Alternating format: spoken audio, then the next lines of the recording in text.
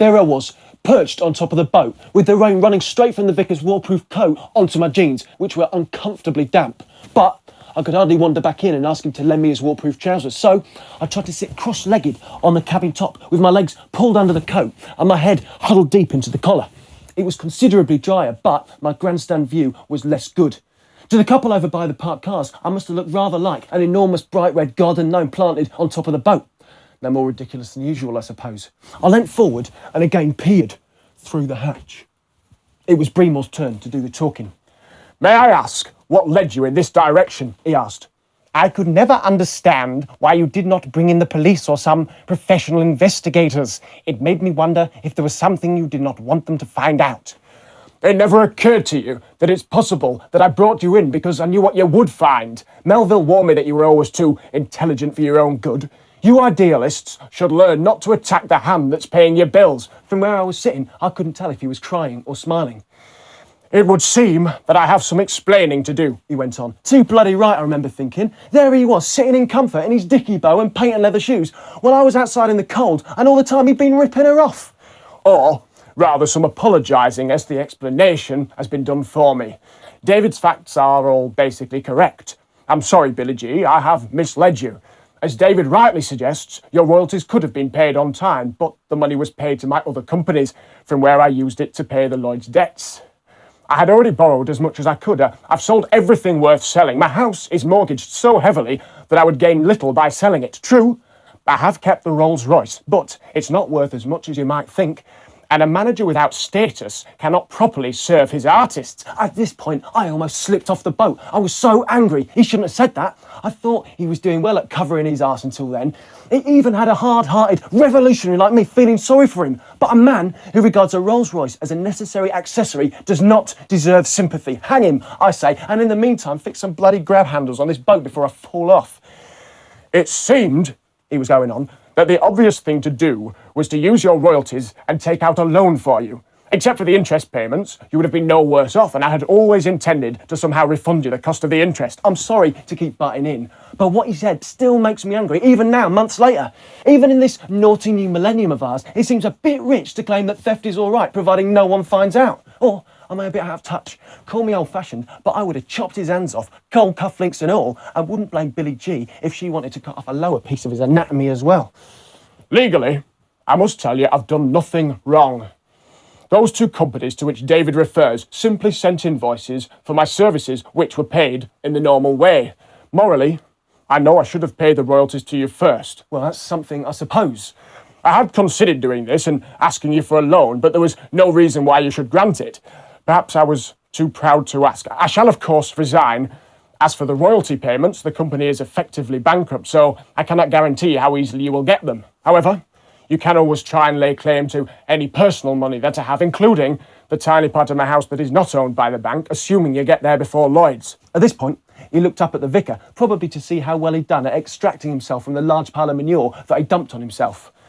I think that completes your hypothetical journey for you, Breamore said, and then, more defiantly, or even sinisterly, we shall see if it is the end of the road for me. The vicar remained totally unmoved. That is to say, well, at least what I mean is that he showed no emotion whatsoever. No sign of forgiveness or of blame. He merely continued with his dinner party as if all this was innocent small talk. He got up and cleared the plates. "I make no judgment," he said. "As I said at the outset, redemption is freely available to all. All we need do is allow it to take place within us, and we must be willing to pick up our own tab or for someone else to pick it up on our behalf." He carried the dishes up to the galley, or at least I assume he did, as he went out of my view. "I fear we are not yet at the end of our journey," he said. "We have really only just started, and there are still several more courses of dinner." He was carrying something back to the table. "Do you also owe royalties to all the other members of the group?" No, I no longer manage them. They left my company when Billy G split up the band. Surely you knew about that. "No, I recall seeing some headlines in Music Week, but sadly I passed them by as being of no interest. Vegetable lasagna?" he asked Billy G, silver serving most professionally, with a hot dish balanced in one hand and the spoon and fork in the other. He was enjoying his role as party host. "Do I gather that the parting of the ways was not entirely amicable?" "That depends on what you mean," said Billy G. "We still talk to each other when we meet, you know. We even, share the same studio. Emma B's currently in Studio 1 in West End Studios, where you came yesterday. Hey, after working with people for several years, it's difficult not to be friendly when you meet in a corridor. It doesn't stop us suing the Armani bra straps off each other's backs, though. She smiled as she said this. It was good to see that Billie G was entering the fray, as I had a clear view of her face. The rain was now dribbling off the end of my nose, and if the meeting had not been so riveting, I would have long since given up. In fairness to the vicar, I could see why he thought that they might resent my presence. But the rain wasn't that bad. I've been to some clubs where you can get that wet listening to the band, and that's far worse, as the liquid falling on your head sure ain't water. And what is the dispute about? The vicar asked. Well, it's a bit of a long story, began Billie G, before Breamore cut in. If Billie G is going to spill the dirt, do you mind if I go and have a cigarette? I need to settle my nerves. I'm not sure I can do justice to your dinner at the moment. Disgusting habit, answered the vicar, but be my guest. Not on the boat, though, as the smell lingers forever.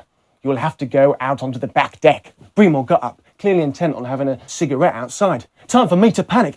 As soon as he reached the back deck, he'd have a perfect view of me sitting perched on the cabin roof. Bond may be cool in situations like this, but most of us, I discovered, are downright awkward. I rolled off the cabin as quietly as I could, although from inside I probably sounded like a herd of pregnant elephants charging over the cabin roof. I was sure that they must have heard me as the vicar got up and closed the hatch that I'd been sitting near. It couldn't be helped. By then, I was already dashing along the side deck, causing the boat to rock before flinging myself down onto the foredeck, where I would hopefully be hidden by the front of the cabin. I just ducked down when the night lit up and Breamore opened the galley door and stepped out onto the back deck. The rain had eased off a bit, and he was evidently happy to stay outside for a while, no doubt reflecting on the fine mess he'd gotten himself into, as Laurel would say to Hardy, or the other way around.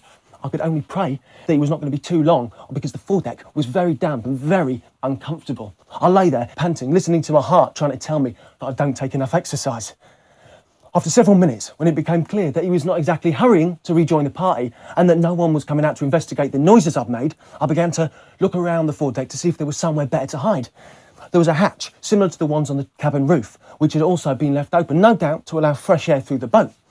I slid across, eased it further open, and lowered myself into the forepeak of the boat. That boy's not cool. He's got ears the size of deer face, broken nose and a twisted face, with a voice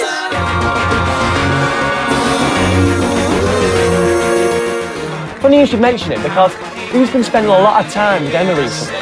I think he might be planning to start working on her projects. Bingo! What did I say? The buggery fucking arsenic is guilty as sin, just as I said several chapters ago. Have no fear. No one will sabotage her concert. I shall see to that. I intend to catch our nasty little villains red-handed.